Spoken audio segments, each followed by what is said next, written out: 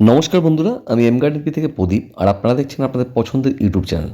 তো বন্ধুরা, আজকের আমরা অর্কিডের রিপোর্টিং দেখাবো, পটিং করা দেখাবো, মানে রিপোর্টিং মিনস পটিং করা দেখাবো। ছোট্ট ডেনড্রিবিয়ানের চারা কীভাবে আমরা পটিং করি এবং তার কী পরিচর্যা করি। একটা সুন্দর বাগান করতে গেলে যেটা দরকার, সবার থেকে প্রথম দরকার গাছটাকে নার্সিং করা এবং গাছটাকে বাঁচিয়ে রাখা। এই বাঁচিয়ে রাখাটা কিন্তু আমাদের ভিতরে অসুবিধায় পড়ছে। অনেকেই বলছে, অনেকেই ফোন করছে, দাদা গাছ বাঁচাতে পারছি না। তার পিছনে কিছু কারণ আছে, সেগুলো সমস্ত কিছু বলবো আজকে এই ছোট্ট ভিডিওটাতে। তো আশা করবো ভিডিওটা সম্পূর্ণ দেখবেন, তাতে হয়তো যারা অর্কিড করছেন নতুন, তাদের ক্ষেত্রে কিন্তু অনেকটা উপকার হবে। আমি বেশ কিছু সিডলিং নিয়েছি, 4টে সিডলিং নিয়েছি, আমি সেগুলোকে রিপোর্টিং করব। বেশ কিছু সিডলিং আগেও রিপোর্টিং করেছি, যেহেতু কালেকশান বাড়ানোর একটা ব্যাপার থাকে। আর অর্কিড এমন একটা গাছ যেটা কিন্তু আজ বসাবো কাল রেজাল্ট পাবো এমন ব্যাপার না। সবথেকে প্রথম বিষয় যেটা, সেটা হচ্ছে গিয়ে ধৈর্য।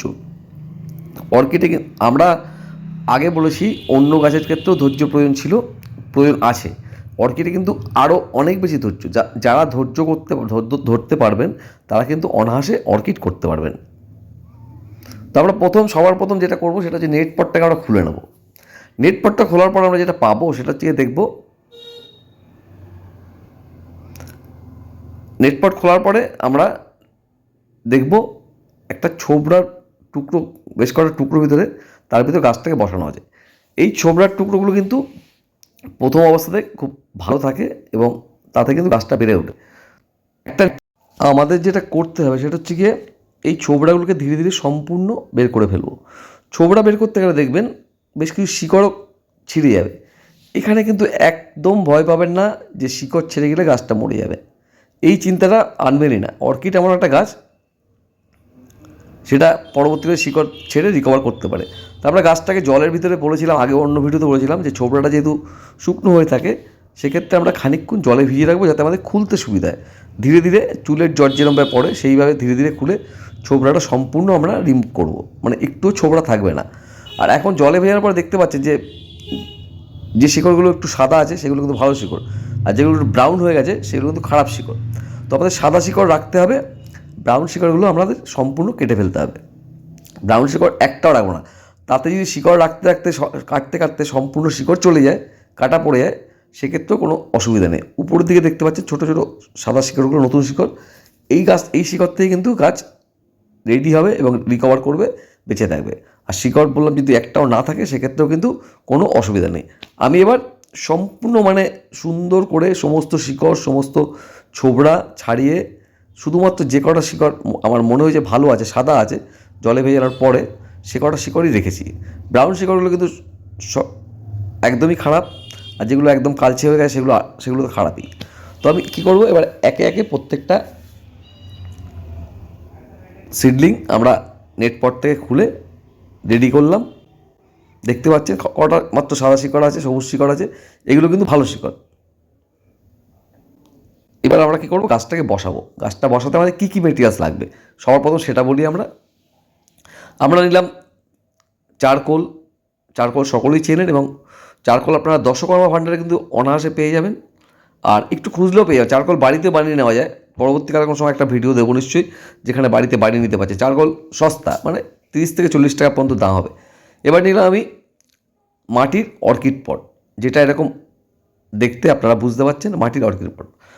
আর তারপরে নেবো সেটা হচ্ছে ঝামা ব্রিক। কিন্তু ইট ভাটায় যখন ইট পোড়ানো হয়, তখন যে ইটগুলো বেশি পুড়ে যায়, অতিরিক্ত পুড়ে যায়, সেটাই রূপ নেয় ঝামার আকার নেয়। তো আমরা সেই ঝামা ইটগুলো কালেকশান করেছি। রোডের কাজ হচ্ছে বা কোথাও কাজ হচ্ছে, কর্পোরেশনের কাজ হচ্ছে, সেখান থেকে আমরা ধীরে ধীরে অল্প কিছু কালেকশন করে সেগুলো ভেঙে এই সাইজে করে নিয়েছি। এবার আমরা খুব সহজেই অর্কিড হবে, সহজেই অর্কিড করা যায়, এটা আগেও বলেছি। আর সহজে আমরা রিপোর্টিং করব। রিপোর্টিং করার সময় সাবধানতা অবলম্বন করার ভিতরে মতো এমন কিছু নেই। যেটা করতে হবে, ধরুন আমরা মিক্সিং করব চারকোল আর ঝামাইট। চারকোলের ভাগ থাকবে কিন্তু 30%, আর বেশিরভাগ অংশটা 70% থাকবে ঝামাইট। এখানে টাইকোডার্মা বা কোনো কিছু দেওয়ার প্রয়োজন নেই। অনেকেই ভাবেন যে সেটা দিলে হয়তো ভালো হবে। এখানে যেটা সাবধানতা অবলম্বন করতে, সেটা সবথেকে বেশি, গাছটায় কিন্তু গোড়াটা কোনোভাবেই চারকোল আর ঝামাইট দিয়ে ঢেকে দেবেন না। গাছের গোড়াটা সম্পূর্ণ অংশটা যেন বাইরে সানলাইট পড়ে এবং আপনি নিজের চোখে দেখতে পান। অনেকেই করেন কি, গাছের সমস্ত অংশটা ঢেকে দেওয়া হয়, সেক্ষেত্রে গাছটা কিন্তু খারাপ হয়ে যায়। তো আমরা এইভাবে রিপোর্টিং করব। একটা পাথর এই সাইডে দেখে যে চাপা দেওয়া আছে সেটাকে পরবর্তীতে সরিয়ে নেব। এইভাবে আমরা দেখতে পাচ্ছি সম্পূর্ণ ভিজিবল, মানে গোড়ার যে কটা শিকড় আছে সেটা পর্যন্ত দেখা যাচ্ছে। এখান থেকে গাছটা খুব সহজে রিকভার করবে। এই গাছ প্রতিস্থাপন করার পরে আমরা যেটা করব, শুধুমাত্র জল দেবো। জলটা দিলে কিন্তু স্টোর অনেকটাই হয়। যেমন মাটির টব সেখানে বেশ কিছু জল স্টোর হয়ে থাকে। এই ঝামাইটগুলোর ভিতরে যে কোরালগুলো দেখতে পাচ্ছেন, যে ছোটো ছোটো ছিদ্রগুলো দেখতে পান, তাতে জল স্টোর করে থাকে। তো আমাদের সাবধানতা এটাই অবলম্বন করতে হবে, কোনোভাবেই যেন কোনো ফাঙ্গিসাইড এই ছোটো চারাতে আমরা ব্যবহার করব না।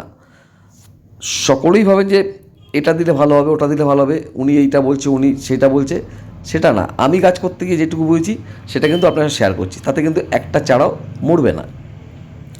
তো আমি এবার শুধুমাত্র জল দেওয়ার পালা। এবার আমরা বলবো খাবার কবে থেকে দেবো। খাবার খুব তাড়াতাড়ি দেবো। খাবার 3 থেকে 4 দিন পরে আমরা ব্যালেন্স এনপিকে ব্যবহার করব, 19-19 অথবা 20-20। সানলাইট সম্পূর্ণ দেওয়ার প্রয়োজন নেই, সকালে সামান্য কিছু সানলাইট পেলেই হবে। আর পারলে সারাদিনে একবার জল পাতাতে ডালে স্প্রে করে দেবেন, এতে গাছটা খুব ভালো থাকবে। এইভাবে গাছটা ধীরে ধীরে বেড়ে উঠবে। উইকলি একবার খাবার বা 10 দিনে একবার খাবার দেবেন, তাতে গাছ কিন্তু ভালো থাকবে। তো অসংখ্য ধন্যবাদ যারা ধৈর্য ধরে ভিডিও